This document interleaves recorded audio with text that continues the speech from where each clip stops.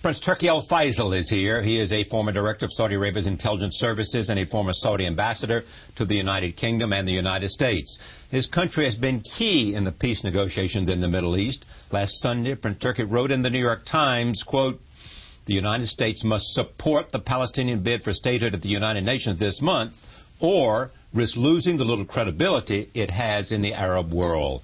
I am pleased to have Prince Turki Faisal back at this table to talk about the Middle East at a crucial time at the United Nations and in the region. So welcome. Thank you for hosting me again. Nice to be back. Where do you think the statehood movement is today? What are the expectations of the Palestinians in going to the Security Council? Let me start by saying that this issue of statehood is full of ironies. The important ones of which are that the United States was the country that pushed for Israel's recognition as a state at the United Nations back in 1947-48. Israel was created as a state by the United Nations in 1947-48. With the support of the United States. And other countries as well. So it is really ironic that when it comes to having the partner in peace, as it were, for Israel over the Israeli-Palestinian issue, seeking statehood from the very same organization that established Israel in 1948, the U.S. opposes it and Israel opposes it. There was today an article about a public opinion survey in the West Bank and Gaza, which showed that more than 85% of the population in those territories support President Abbas' call for statehood for Palestine at the United Nations. You can't get more support than that for an issue among a people. So I think it is a deserved issue that the Palestinians should get their state. Negotiations can go on with a Palestinian state as they have been going on with the PLO since 1993. So I don't see the trouble of establishing a state and continuing the negotiations. Well, they argue that that's what the negotiation is about, to determining the nature of the relationship between Israel and the Palestinians. It is often, as you know, called a two-state solution. And from that context, if you remember, President Obama last year at the United Nations said that he dreams of a state of Palestine coming into force.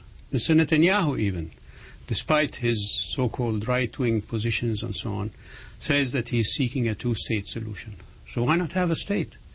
The negotiations are about peace between Israel and the Palestinians. About borders, aren't they? About borders, absolutely. About Jerusalem as a capital, shared capital. Absolutely. They're about refugees and the right of return and other issues that everybody knows. And two of those issues, the borders and Jerusalem, Israel itself doesn't have borders, nor is its acquisition of Jerusalem as a capital has been accepted by the world community. So in that case, they are similar to what the Palestinian position is like today. So what a better way of resolving these issues than to have two states negotiating with each other. Do you believe that the Palestinians want a vote in the Security Council at this time? I do. They want to force the United States to veto. Well, it's a matter, as I said, of getting a rightful decision by an organism, the United Nations, that established the State of Israel back in 1948. And whether that is going to force a veto or not is not a Palestinian decision. It's an American decision. And I think America should reconsider their public stance on that and support the call for a statehood for Palestine. As you know, they're conservatives. There's calls in the Congress in some quarters to withhold support that has already been offered in the past in terms of financial support, and a whole range of arguments set forth that it's better to negotiate, that there are other states that are seeking, the Kurds and others would like to have statehood. Isn't it better not to force the issue today? I don't think so. This has been going on since 1948. The PLO-Israel negotiations have been going on since 1993. If you remember, the Oslo Accords were supposed to see the establishment of a Palestinian state in 1998. 5 years was the term of the time span of supposedly of the Oslo Accords. That has not happened. So I think it is due time for the Palestinians to have a state. And to compare it to other places, whether it is the Kurds, as you say, or other places, I think is merely obfuscating and trying to divert attention from the legitimacy of the Palestinians' call for statehood. If there is a United States veto, you mentioned in the quote that you wrote in the quote that I read in my introduction to you, it will be very, very damaging for the United States. Tell me how you see that playing itself out. Well, the United States' position in the Arab and Muslim world is already damaged. If you look at all the public surveys that have taken place by independent and in some cases by Western organizations, they show that America's popularity in the Arab and Muslim world is at a very low position. But some had suggested that with coming of the Obama administration and the wind down of the Iraq War, that had changed. Well, it took a spike. It rose for a while. President Obama's speech in Cairo helped in that. It gave people expectations. But definitely the letdown that has happened since those issues were discussed in his speech in Cairo have led to complete disappointment in not only the United States but also in Mr. Obama. And I think that is something that has to be looked at very seriously by the United States. The United States is a country that is a role model for the rest of the world. We in the Kingdom of Saudi Arabia have had very long and strategic relationships with the United States since 1945 when King Abdulaziz met with President Roosevelt. Right. And the people of the kingdom send their children to study in the United States. You know, today we have more than 40,000 Saudi students spread throughout the United States acquiring their know-how and their skills for their future. So that human contact between us is all important to Saudis. And my fear is that with this veto that the U.S. will exercise on this issue, that some of these things that we now take for granted will come under great strain. Like what? Well, people, for example, looking to the United States as a source of know-how and skills. Now, up to now at least, the Saudi students have been seeking to come here and acquire their know-how and their skills. I don't know how they will react to America's position. There will be those, I'm sure, who will say that because of America's excellence in education, that people will continue to come here. I don't know. But my concern is that those given assumptions that we have about our relationship will come into question and will become if you like, a controversial issue for people, not just in my country, but even in your country. I hear this idea that, in fact, the Palestinians may not want to vote in the Security Council. They just want to get the process started. And therefore, it could be delayed, but they want to get it started. And that's what's important to Palestinians as well as their friends. Could be. And what's wrong with that? They don't want to see the United States have to veto, because they know the United States doesn't want to have to veto.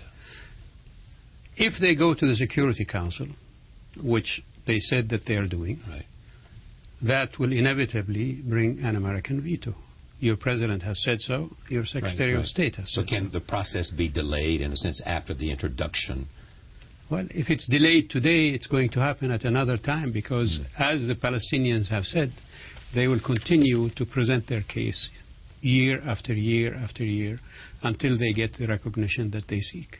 Here is one argument, and I'll read from the Wall Street Journal editorial page, which we know has a conservative perspective.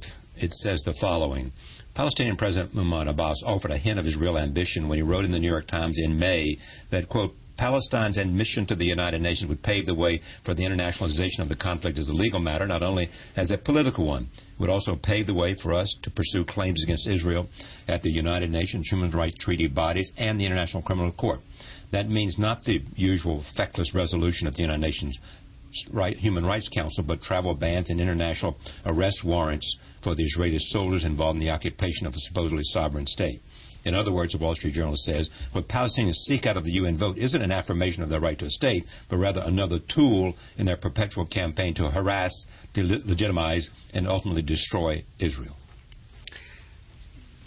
Totally expected from the Wall Street Journal. And I must say, and it's another case of obfuscation here, and turning black into white, if you like, or white into black, depending what your preference is. The ones who are being harassed and delegitimized today are the Palestinians.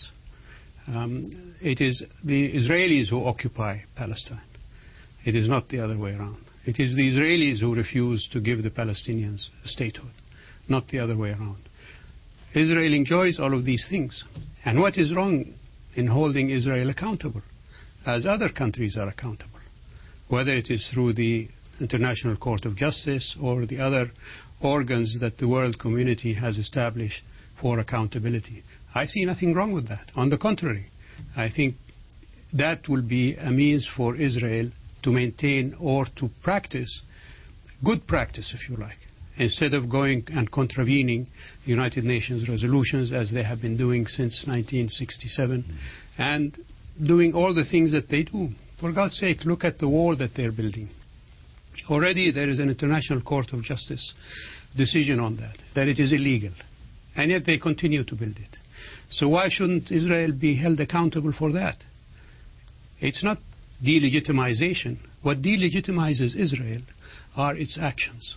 The fact that it refuses to implement UN resolutions and the other things that come with that. I want to turn to the Arab Spring, but one last question about that, because of your king, has made this very interesting proposal, which has sort of been called the Arab League Initiative as well, where if Israel would agree to a peace agreement with the Palestinians, what are the Arab countries prepared to do? They are offering full normalization of relations with Israel.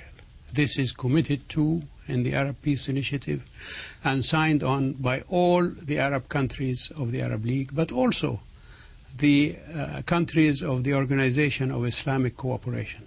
More than 56 countries. That includes the Syrians as well? Everybody. Right. Syrians, Iraqis, Libyans, Saudis, etc. All 22 Arab countries have signed on to that, and all the countries of the